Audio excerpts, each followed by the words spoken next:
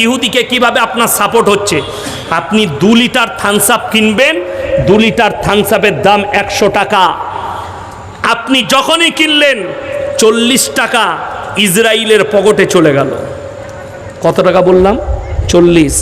ভারতে 20 কোটি মুসলমান যদি প্রত্যেক দিন 2 লিটার করে থামস আপ কিনে, 4 × 80, প্রত্যেক দিন 8 কোটি টাকা ইসরায়েলকে মুসলিমরা দিচ্ছে থামস আপ খেয়ে। ইমান কাকে বলে শুনবেন? গুজরাটের একটা হোটেলে আমাকে খাওয়াতে নিয়ে গেল। আমি 2 মাস আগেকার খবর বলছি, আমি সফরে গিয়েছিলাম বোম্বাই আর গুজরাটে। তো একজন সেট আমাকে বলল ভালো হোটেল আছে লাজপুরের কাছে, আমি যেখানে পড়েছি কাফলেতা তার পাশেই লাজপুর, সেখানে বিরাট মসজিদ আছে। তো হাই রোডের গায়ে হোটেল নিয়ে গেলাম। তো আমি পরীক্ষা করার জন্যে একজনকে ডেকে বললাম ইধার আও বেটার। তো বেটারটাও মুসলিম। বলে हजरत बोलिए। हम लोग आपके यहाँ पे थम्स अप मिलता है। আমাকে বলছে कहाँ घर है आपका, कैसे मुसलमान है? अरे इजराइल मुसलमान को मार रहे हैं, हम लोग ये नहीं बेचते। आप हिंदुस्तान का एक प्रोडक्ट है वो खाइए, वो हमारे पास है। জোরে বলুন না সুবহান আল্লাহ। তাদের ঈমান কতটা মজবুত। আর আমাদের দেশের মুসলমান ব্যবসার জন্য ছাড়তে পারেনি, তাতে মুসলমান মরুক আর যায়, খাওয়া ছাড়তে পারেনি, ব্যবসা তো দূরের কথা। আপনার বাড়িতে অনুষ্ঠান হলেই আপনি থামস আপ আর কোকো কলা আনছেন। আরে ইয়াসিনকে দাওয়াত দিয়েছেন, আমাকে গিলাসে করে লেবু পানির শরবত দিলে আমি খুশি হব। কিন্তু যদি কেউ থামস আপ নিয়ে আসে, কোকো কলা নিয়ে আসে, আমার বিরক্ত লাগে তাদের প্রতি। তাদেরকে তাকায়, আল্লাহ তুমি এদিকে হিদায়েত দাও, মন থেকে দোয়া দিই, আমি হারাম ফতোয়া দিতে আসিনি। আমার ভাই, বেঈমান কাফেরের সাপোর্ট করছেন আপনি। আল্লাহর নবী সাহাবীরা যখন ঈমান এনেছে, তাদের কাছে মৃত্যুর ঘণ্টা বাজলেও সরেনি। হযরতে সাইয়্যিদানা বেলাল হাবশী রাদিয়াল্লাহু তাআলা আনহু কোমরে দড়ি বেঁধে উটের পেছনে বেঁধে দিয়েছে। বেঈমান কাফেররা বলেছে এই পিঠের চামড়াটা ছিঁড়ে কোমরে চলে এসছে, হে বেলাল হয় কলমা ছাড়ো না হলে মৃত্যুবরণ করো।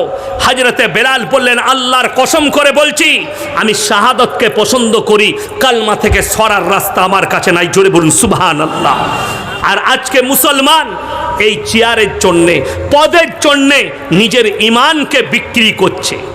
কষ্টটা এই জায়গায়। তা না হলে মুসলমান কখনো বলতে পারে ধর্ম যার যার, উৎসব সবার? হাজারো, আমি আপনার মেদিনীপুর বাঁকুড়ার কথা বলিনি, আমার বর্তমান টাউনে খালি মদ পান করার জন্য মুসলিম ছেলেরা দুর্গা উৎসবে দুর্গা ভাসাতে গেছে। মদটা ফ্রি পাওয়া যাবে, নাচতে পাবো, তারা গেছে। আমি চ্যালেঞ্জ ছুড়ে বললাম আল্লাহর কাছে যতগুলো পাপ আছে সব থেকে বড় পাপ হচ্ছে শিরকের পাপ। এ মুসলমান কখন বুঝবে? আপনার নামাজ কাজা হয়ে গেছে, কেনে কেনে ক্ষমা চাইবেন, আল্লাহ ক্ষমা করে দিবে।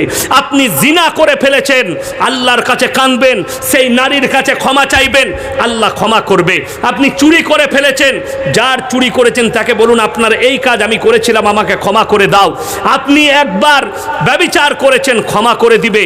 কিন্তু আল্লাহর কসম, জেনে বুঝে কেউ যদি আল্লাহর সঙ্গে শিরক করে, জানার পরে বুঝার পরে যদি শিরক করে, সেই পাপ আমার আল্লাহ মৃত্যুর আগে আর ক্ষমা করবে না, কিয়ামতের দিনে পাকড়াও করবেন।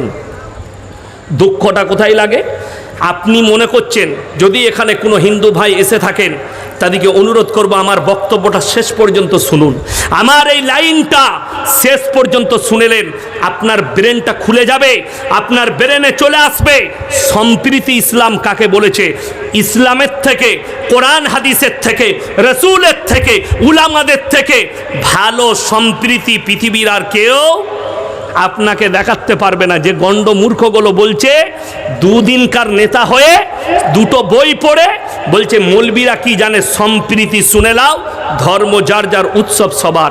যদি এটা সত্য হয় কুরবানির সময় কেন বলি না গরুর ঠ্যাংটা ধরবি আয়, উৎসব তো সবার? বলা যাবে না, ইসলাম নিষেধ করেছে। শুনেলেন? প্রত্যেকটা মুসলমান ভাইকে বলে যাচ্ছি, কোরআনে আল্লাহ বলেছে কারুর দেবদেবীকে গালি দিও না, কারুর ধর্মকে গালি দিও না, নিজেরটাকে ছেড়ে দিও না। কোরআনে আছে লা ইলাহা উলাই ওয়ালা ইলাহা উলা, তোমরা দুটো নৌকায় পা দিবে না। আজকে মুসলমান দু নৌকায় পা দিতে চাইছে। দু নৌকা মানে বলে পারে কষ্টটা কোথায় জানে? বলে হুজুর আমরা তো পুজো করতে যাইনি, বাস্তব কি করতে গেলে বাপ?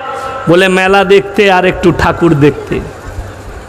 বউকে নিয়ে পেছনে চাপিয়ে গড়বাতায় গেছো, বিষ্ণুপুরে গেছো, আলহামদুলিল্লাহ ভালো জিনিস।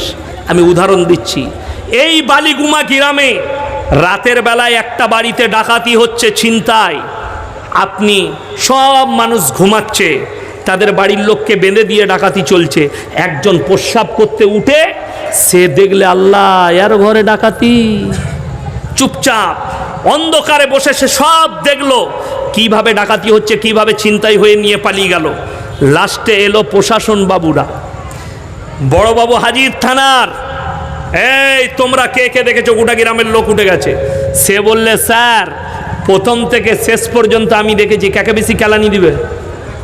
তাকে মারবে না? মারবে না, তাকে মারবে। যখন তুমি দেখেছো একে মার, চোর বেরিয়ে যাবে, সেই বেশি মার খাবে যে বলবে আমি দেখেছি। আমার ভাই শুনেলেন, কোরআনে আছে ভালো কাজের আদেশ আর অসৎ কাজের নিষেধ। যেখানে আল্লাহ বিরোধী কাজ হবে আপনি হয় হাতের দ্বারা প্রতিবাদ করুন, তা না হয় জুবানের দ্বারা। যদি তা না হয় ঘৃণা করে সরে এসো, তাদের লেগে দোয়া করো আল্লাহ হিদায়েত দাও। তুমি বলছো আমি মজা দেখতে গেছি, তুমি বেশি মার খাবে। ওই জায়গা থেকে তোমাকে সরে আসতে হতো। এটা ইসলাম বলছি।